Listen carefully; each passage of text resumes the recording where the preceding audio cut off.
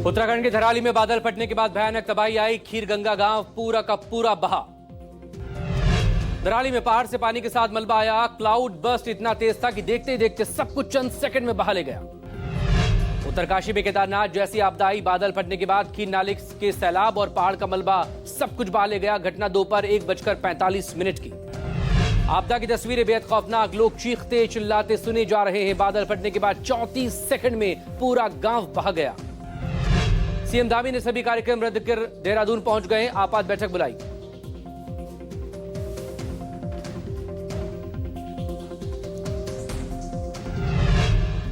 उत्तरकाशी के डीएम प्रशांत आर्या ने बताया, अब तक 4 लोगों की मौत की खबर, 50 से ज्यादा लोग लापता। आपदा में कई लोगों के दबे होने की खबर। धराली गांव देहरादून से 218 किलोमीटर और गंगोत्री धाम से 10 किलोमीटर की दूरी पर। धराली गांव में रेस्क्यू ऑपरेशन जारी। सेना ने मोर्चा संभाला। मौसम खराब होने की वजह से रेस्क्यू में दिक्कतें आ रही हैं। करीब 100 से ज्यादा लोग अब भी फंसे हुए हैं। कुछ लोगों को मलबे से निकलते हुए उनकी तस्वीरें सामने आई हैं। धराली बाजार पूरी तरह से तबाह हुआ। कई होटल दुकानें ध्वस्त हो चुकी है। यहां पिछले 2 दिनों से भारी बारिश हो रही है। उत्तरकाशी के हर्षिल में सेना कैंप को बादल फटने से नुकसान पहुंचा। 14 राजपूताना राइफल्स के कैंप में मलबा और पानी घुस गया। हर्षिल के बादल फटने से भागीरथी नदी का पानी प्रवाह कम हो गया और मलबे की अस्थायी झील सी बन गई है। हर्षिल में बादल फटने से सेना के कई जवान लापता बताए जा रहे हैं। सेना के अधिकारी ने जानकारी देते हुए कहा, 8 से 10 जवान लापता हैं। Brigade commander brigadier Mandeep Dhillon ने बताया कि 10 मिनट के भीतर सेना ने विशेष चिकित्सा और बचाव उपकरणों के साथ 150 कर्मियों को आपदा स्थल पर पहुंचाया। सीएम धामी ने कहा, हम हालातों पर नजर बनाए हुए हैं। राहत कार्य बचाव कार्य जारी। हम अधिकारियों के संपर्क में हैं।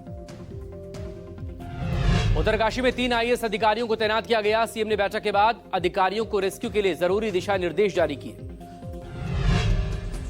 गृहमंत्री अमित शाह ने मुख्यमंत्री धामी से बात की। गृहमंत्री ने सीएम धामी को हर संभव मदद का भरोसा दिया।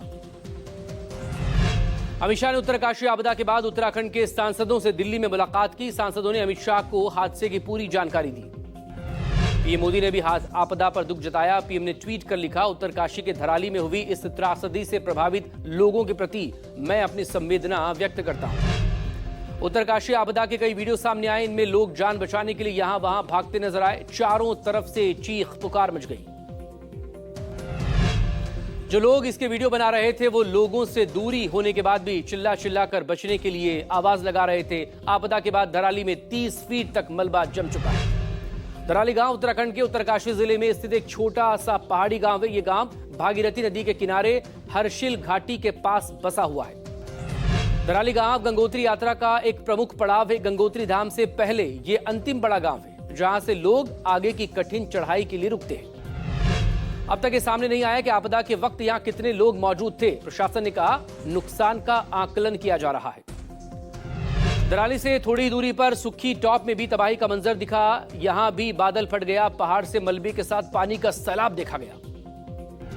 सेना अधिकारी ने यह भी बताया कि अब तक भारतीय सेना ने 20 लोगों को बचा लिया है।